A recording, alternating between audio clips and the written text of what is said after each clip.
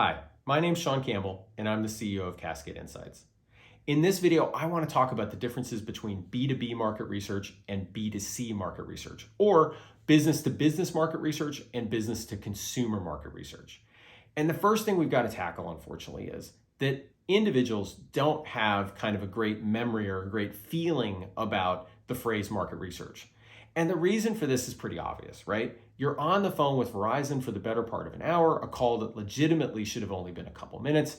And right at the end of that hour, the rep says, "Hey, would you mind staying on for a few minutes longer to answer some questions about your experience?"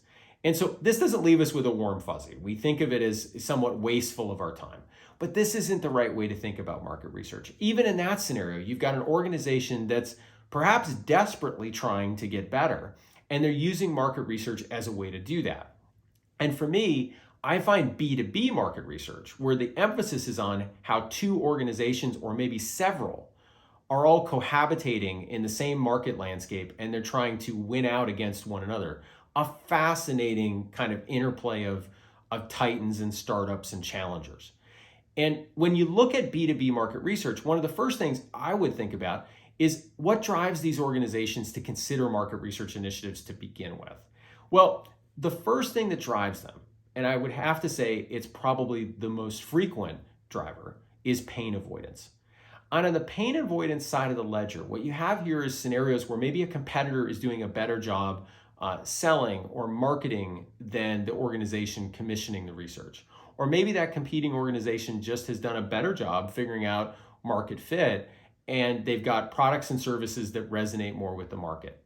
Now, obviously, you can inflict pain on yourself accidentally, but what you have here is a scenario where the organization maybe has appointed a new sales leader, and that new sales leader is pursuing engagement strategies with the market that just don't make sense. Same thing can happen with the marketing team. Maybe your marketing team is focused on messages or campaigns or content or tactics that just don't make sense, or maybe they're not even targeting the right buyer persona. And then obviously an organization all on its own, without any competitor influence at all, can ship poor products and poor services. And so that's all on the pain side of the ledger. Now on the opportunity side of the ledger, what's interesting here is that an organization has a slightly more optimistic reason for embarking on a research effort. So here we're looking at perhaps an organization that is based in the US, but wants to embark on operations in Western Europe. And they want to understand that region better before they launch sales and marketing practices and sell their products and services in that region. You could also have a scenario where an organization feels that there's new opportunity, like maybe in another vertical. So an organization might be selling their solution very effectively to kind of a generalized marketplace today, but all of a sudden they realize that their solution, if they just tweaked it a little bit, could be very effective for the healthcare market. And so they want to really plumb that market, that vertical, and understand what that market needs so they can build effective sales and marketing strategies and kind of a feature roadmap for that market that really aligns with the needs of healthcare.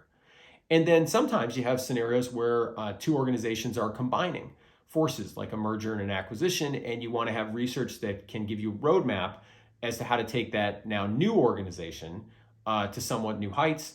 And then finally, you can have scenarios that involve partnership. So perhaps you have two organizations that are partnering today, and they want to develop a much more robust joint go-to-market strategy. So, their two solutions can work together more effectively in the eyes of prospects and current customers. Both of these reasons are equally valid, whether it's pain avoidance or a focus on new opportunity. But in my experience, these are two of the major categories of reasons that really any organization is going to consider embarking on a B2B market research effort.